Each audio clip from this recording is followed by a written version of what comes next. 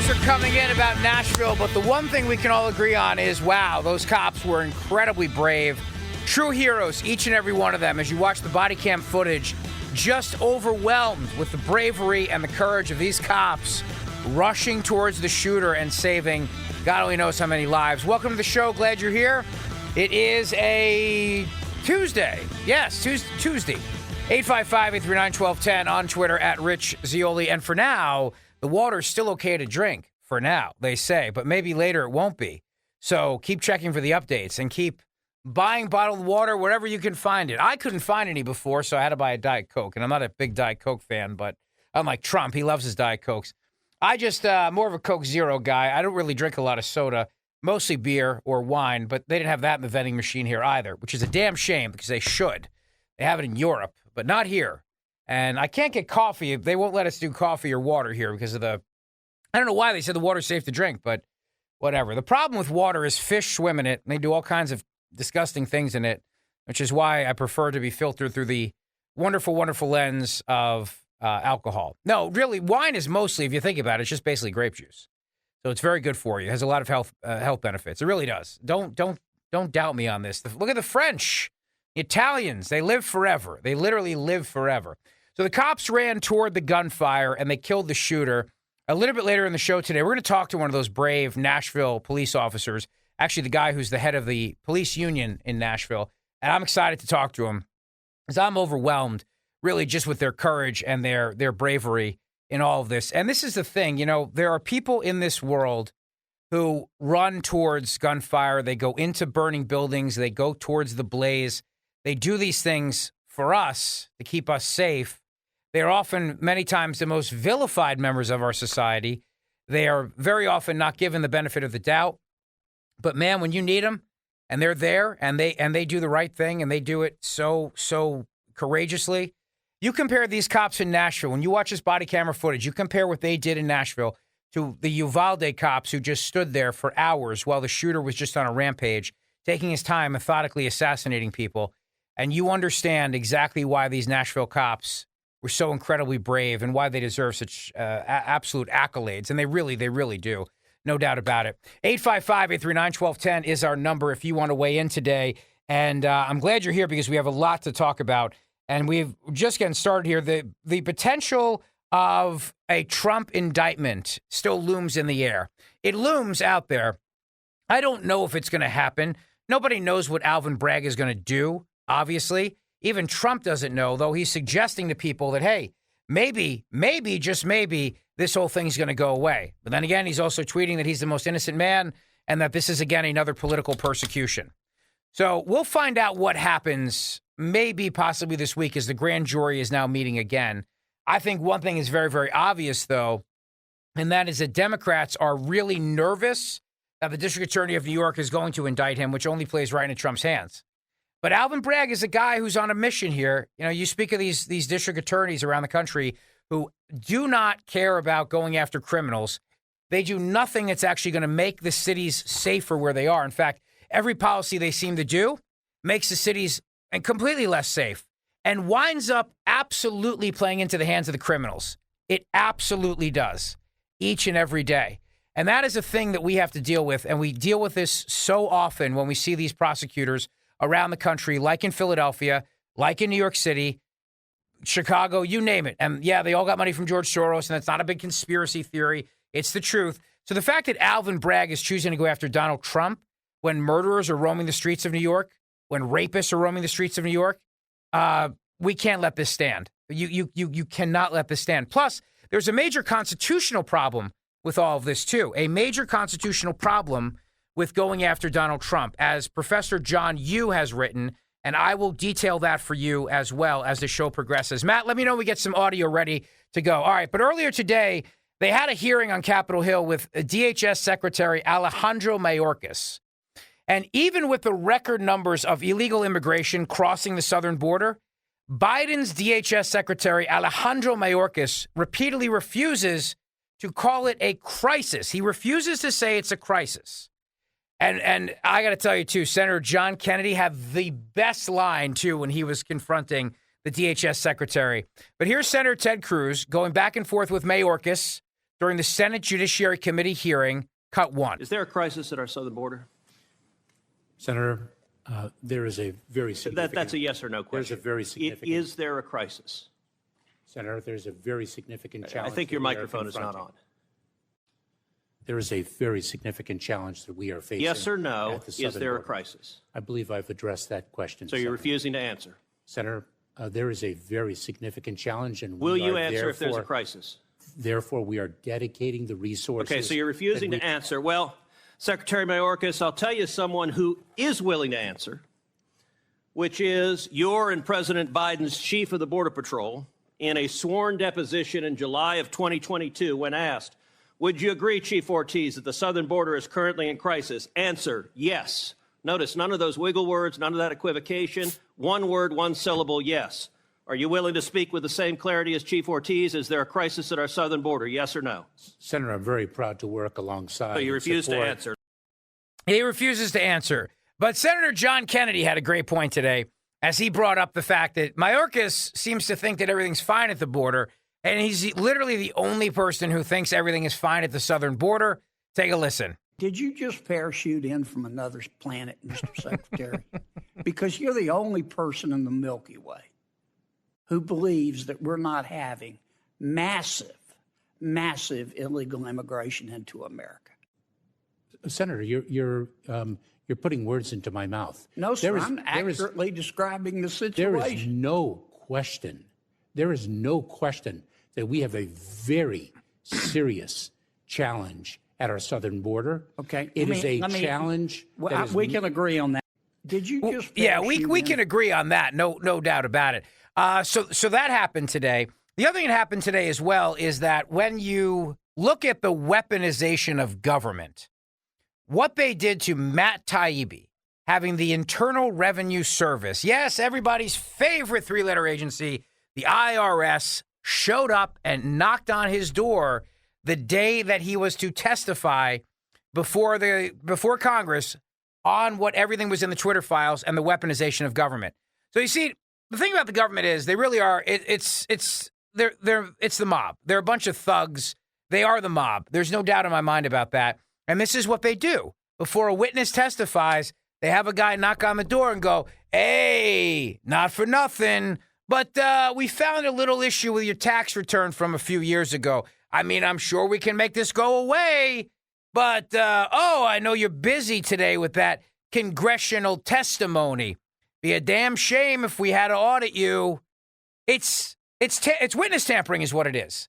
The IRS going to Matt Taibbi's house the day that Matt Taibbi was set to testify on the weaponization of government. The IRS goes to his house and intimidates him. And don't tell me it's not that. I've had IRS communications in the past. You have too. When's the last time they knocked on your door? I've gotten letters from them. My accountant's gotten letters from them. Oh, we think you overpaid. We think you underpaid. It's very rare you get the overpayment letter, but we think you underpaid. And now you underpaid by $6, but with penalties and interest and we hate you fees, it's now $32,000 you owe us from the $6 underpayment. But I've never in my life, thank God, knock on wood, although given what I do for a living, I would not be surprised if it happens, had the Internal Revenue Service knock on my door. Even the Wall Street Journal points it out in their op-ed today. Typically, the IRS sends letters to either you or the tax preparer. So why would the IRS show up at Taibbi's Jersey residence the day that he's in D.C. testifying? Oh, it's a coincidence. Oh, it's just a big coincidence. Listen, there's no such thing in life as coincidences. I tell you this all the time. Things that happen in life happen for a reason. And in this case, the reason is to intimidate Matt Taibbi so that he would just know, hey, look what we found. And I should mention to you as well, there was nothing that Matt Taibbi did wrong in the tax return. Nothing. But that's not the point. The process is the punishment. The process to go there to intimidate you, to make sure that you know the government is stronger than you and bigger than you and will do whatever they can to just put you in your place. Whether you're Matt Taibbi or you're a mom in yoga pants at a school board meeting. Same thing. It's the intimidation is the key. That's why they go after guys like, remember they busted Mark Houck in Bucks County because Mark may have, although now he's been found not guilty, so it's definitely that he did not do, but may have touched a Planned Parenthood escort and it was assault, and they come to his house, guns drawn, long guns, and they got a battering ram, and they shackle and chain him, and they parade him. They knew they weren't going to get a conviction. The process is the punishment. That's what they do. And they do this on purpose all the time so that don't mess with them. Don't mess with this. Don't mess with us. We've got everything we can to destroy your life. Everything we can to destroy your life. The other point, too, about this, which I think everybody should realize, is that nobody in the media seems to care that the IRS showed up at a journalist's house the day he was set to testify before Congress. And the question that still looms out there for everybody is, when did the IRS start to dispatch agents for surprise house calls? If the IRS wants to audit a return, it schedules a meeting at the agent's office. It doesn't drop by unannounced. It doesn't do these things. This is what the Wall Street Journal opined today.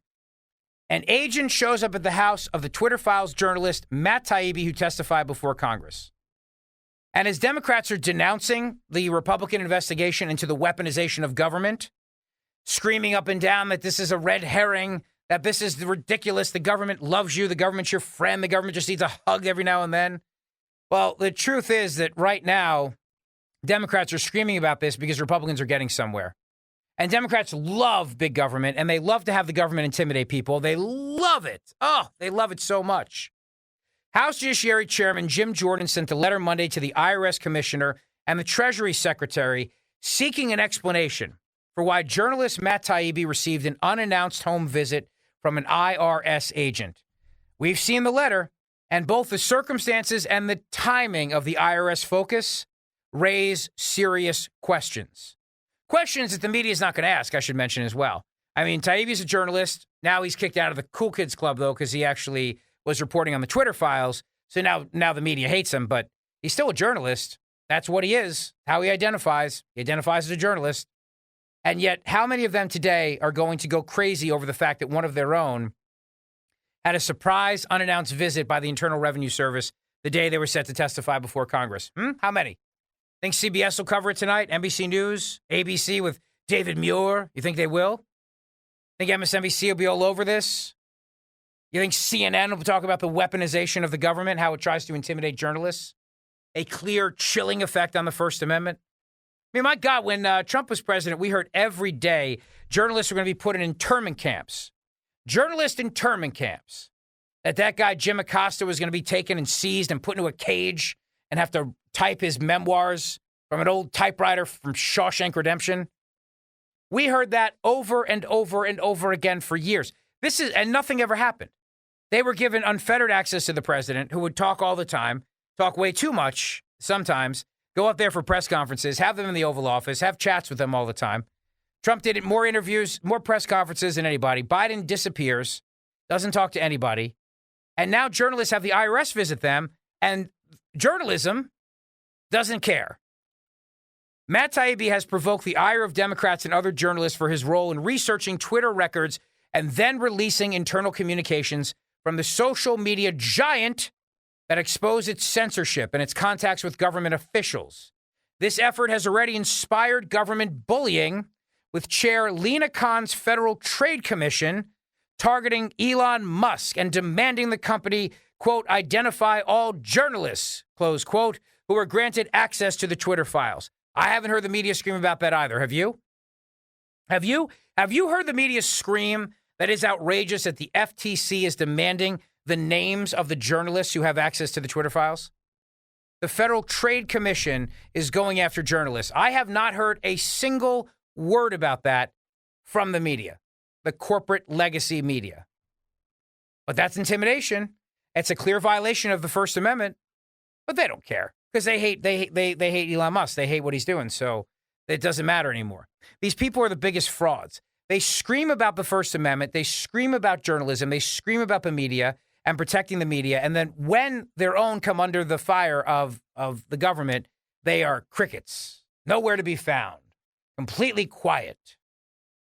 Mr. Taibbi has told Jim Jordan's committee that an IRS agent showed up at his personal residence in New Jersey on March 9th.